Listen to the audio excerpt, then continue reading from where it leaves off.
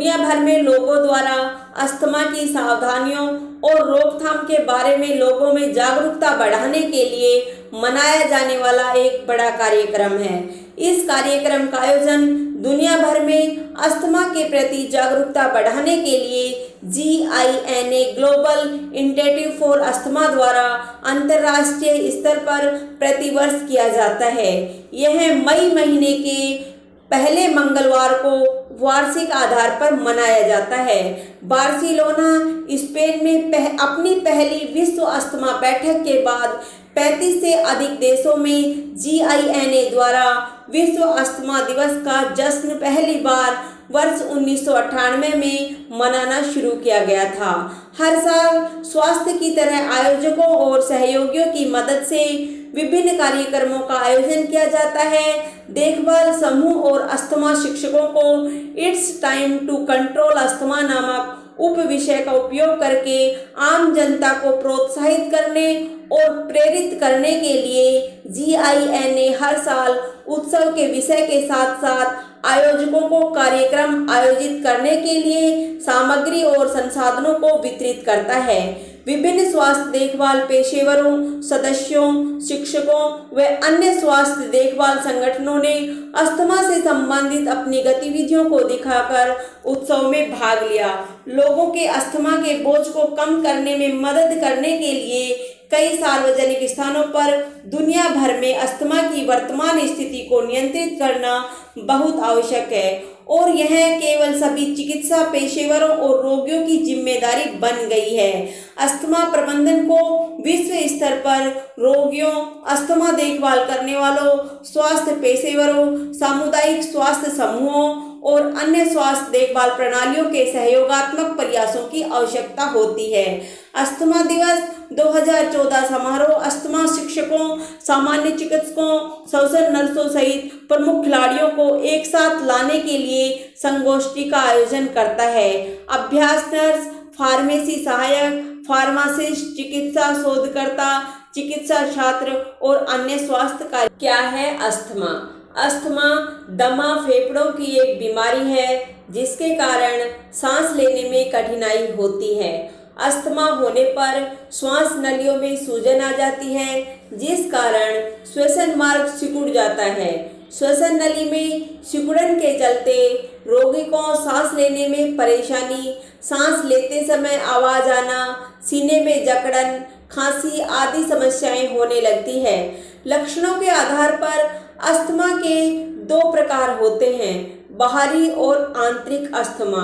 बाहरी अस्थमा बाहरी एलर्जन के प्रति एक प्रतिरक्षा प्रतिक्रिया है जो कि पराग, जानवरों, धूल जैसे बाहरी एलर्जिक चीजों के कारण होता है। आंतरिक अस्थमा कुछ रासायनिक तत्वों को श्वसन द्वारा शरीर में प्रवेश होने से होता है, जैसे कि सिगरेट का धुआं, पेंट वेपर्स आदि। आज विश्व अस्थमा दिवस पर हम आपको इस लेख में अस्थमा से जुड़ी समस्याओं और उपचार के बारे में बताएंगे। अस्थमा के लक्षण: बलगम वाली खांसी या सूखी खांसी, सीने में जकड़न जैसा महसूस होना, सांस लेने में कठिनाई, सांस लेते समय घरघराहट की आवाज आना, रात में या सुबह के समय स्थिति और गंभीर हो जाना, ठंडी हवा में सांस लेने से हालत गंभीर होना, व्यायाम के दौरान स्वास्थ्य और ज़्यादा खराब होना, जोर जोर से सांस लेना जिस कारण से थकान महसूस होना, गंभीर स्थिति में कई बार उल्टी लगने की भी संभावना बढ़ जाती है। अस्थमा के प्रकार: allergic asthma, non allergic asthma, mixed asthma, exercise induce asthma, cough variant asthma, occupational asthma, nocturnal यानी night time asthma, mimic asthma, child onset asthma, adult onset. Asthma के प्रमुख कारण: आज के समय में अस्थमा का सबसे बड़ा कारण है प्रदूषण। कल कारखानों, वाहनों से निकलने वाले धुएं अस्थमा का कारण बन रहे हैं। सर्दी, फ्लू, धूम्रपान, मौसम में बदलाव के कारण भी लोग अस्थमा से ग्रसित हो रहे हैं। कुछ ऐसे एलर्जी वाले फूड्स हैं जिनकी वजह से सांस संबंधी बीमारियां होती है। पेट में अम्ल की मात्रा अधिक होने से भी अस्थमा हो सकता है। इसके अलावा दवाइयाँ, शराब का सेवन और कई बार भावनात्मक तनाव भी अस्थमा का कारण बनते हैं। अत्यधिक व्यायाम से भी दमा रोग हो सकता है। कुछ लोगों में यह समस्या आनुवंशिक होती है। अस्थमा के इलाज के लिए परीक्षण। आमतौर पर विशेषज्ञ डॉक्टर ही अस्थमा को उसके लक्षणों से पता कर लेते हैं, लेकिन कभी कभी कुछ लक्षण भ्रमित करते हैं, जिसकी वजह से डॉक्टर भी अस्थमा की जांच के लिए तकनीक का सहारा लेते हैं, जिसके माध्यम से बीमारी के बारे में पूरी जानकारी मिल जाती है, जिसके आधार पर रोग का इलाज कर मरीज की काफी हद तक ठीक किया जा सकता है। अस्थमा में खास तौर से फेफड़ों की जांच की जाती है, जिसके अंतर्गत स्पायरोमेट्री, पीक फ्लो और फेफड़ों के कार्य का परीक्षण शामिल है। इन जांचों को अलग अलग स्थितियों में किया जाता है। अस्थमा के निदान के लिए इसके अतिरिक्त भी कई टेस्ट किए जाते हैं, जैसे methacholine challenge, nitric oxide test, imaging test, allergic testing, sputum eosinophils test के अलावा व्यायाम और अस्थमा युक्त जुकाम के लिए प्रोवोकेटिव टेस्ट किया जाता है। अस्थमा का उपचार। अस्थमा का उपचार तभी संभव है जब आप समय रहते इसे समझ ले। अस्थमा के लक्षणों को जानकर इसके तुरंत निदान के लिए डॉक्टर के पास जाएं। अस्थमा के उपचार के लिए इसकी दवाएं बहुत कारगर हो सकती है। अस्थमा से निपटने के लिए आमतौर पर इनहेल्ड स्टेरॉयड, नाक के माध्यम से दी जाने वाली दवा और अन्य एंटी इंफ्लेमेटरी दवाएं अस्थमा के लिए जरूरी मानी जाती है। इसके अलावा ब्रोंकायोडिलेटर्स वायु मार्ग के चारों तरफ कसी हुई मांसपेशियों को आराम देकर अस्थमा से राहत दिलाते हैं। इसके अलावा अस्थमा इनहेलर का भी इलाज के तौर पर प्रयोग किया जाता है। इसके माध्यम से फेफड़ों में दवाइयां पहुंचाने का काम किया जाता है। अस्थमा नेबुलाइजर का भी प्रयोग उपचार में किया जाता है। अस्थमा का गंभीर अटैक होने पर डॉक्टर अक्सर ओरल कोर्टिकोस्टेरॉइड्स का एक छोटा कोर्स लिख सकते हैं। इसके 2 सप्ताह तक प्रयोग करने पर कोर्टिकोस्टेरॉइड के दुष्प्रभाव होने की संभावना कम है, मगर इसे 1 महीने से ज़्यादा प्रयोग करने से इसके दुष्प्रभाव अधिक गंभीर और स्थायी भी हो सकते हैं। अस्थमा से बचाव। अस्थमा में इलाज के साथ बचाव की आवश्यकता ज़्यादा होती है।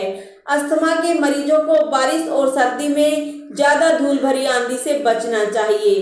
बारिश में नमी के बढ़ने से संक्रमण की संभावना ज़्यादा होती है, इसीलिए खुद को इन चीज़ों से बचा कर रखें। ज़्यादा गर्म और ज़्यादा नम वातावरण से बचना चाहिए, क्योंकि इस तरह के वातावरण में मोल्ड स्पोर्स के फैलने की संभावना बढ़ जाती है। धूल, मिट्टी और प्रदूषण से बचें। घर से बाहर निकलने पर मास्क साथ रखें, यह प्रदूषण से बचने में मदद करेगा। सर्दी के मौसम में धुंध में जाने से बचें। धूम्रपान करने वाले व्यक्तियों से दूर रहे। घर को डस्ट फ्री बनाएं। योग के माध्यम से अस्थमा पर कंट्रोल किया जा सकता है। सूर्य नमस्कार, प्राणायाम, भुजंगासन जैसे योग अस्थमा में फायदेमंद होते हैं। अगर आप अस्थमा के मरीज हैं तो दवाइयाँ साथ रखें, खासकर इनहेलर या अन्य वह चीजें जो आपको डॉक्टर द्वारा बताई गई है। अस्थमा में खुद को सेफ रखने के साथ साथ दूसरे व्यक्तियों का भी बचाव करें। एलर्जी वह जगह और चीजों से दूर रहे। हो सकते तो हमेशा गर्म या गुनगुने पानी का सेवन करें। अस्थमा के मरीजों का खान पान भी बेहतर होना चाहिए। अस्थमा के रोगियों को प्रोटीन, कार्बोहाइड्रेट, वसा वाली चीजों का सेवन कम से कम करना चाहिए। कोल्ड ड्रिंक, ठंडा पानी और ठंडी प्रकृति वाले आहारों का सेवन नहीं करना चाहिए। अंडे, मछली और मांस जैसी चीजें अस्थमा में हानिकारक होती है। अस्थमा के मरीजों को आहार में हरी पत्तेदार सब्जियों का सेवन करना चाहिए। पालक और गाजर का रस अस्थमा में काफी फायदेमंद होता है। विटामिन ए, सी और ई युक्त खाद्य पदार्थ अस्थमा मरीजों के लिए लाभकारी होते हैं।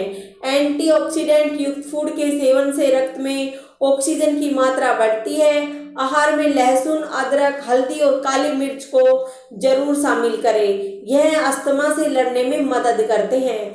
अस्थमा के उपचार के लिए घरेलू नुस्खे। लहसुन दमा के इलाज में काफी कारगर साबित होता है। 30 मिलीलीटर दूध में लहसुन की 5 कलियां उबालें और इस मिश्रण का हर रोज सेवन करने से दमे में शुरुआती अवस्था में काफी फायदा मिलता है। अदरक की गर्म चाय में लहसुन की 2 पीसी कलियां मिलाकर पीने से भी अस्थमा नियंत्रित रहता है। सुबह और शाम इस चाय का सेवन करने से मरीज को फायदा होता है। दमा रोगी पानी में अजवाइन मिलाकर इसे उबाले और पानी से उठती भाप ले। यह घरेलू उपाय काफी फायदेमंद होता है। 4 से 5 लौंग लें और 125 मिलीलीटर पानी में 5 मिनट तक उबालें। इस मिश्रण को छानकर इसमें 1 चम्मच शुद्ध शहद मिलाएं और गरम गरम पी लें। हर रोज 2 से 3 बार यह काढ़ा बनाकर पीने से मरीज को निश्चित रूप से लाभ होता है।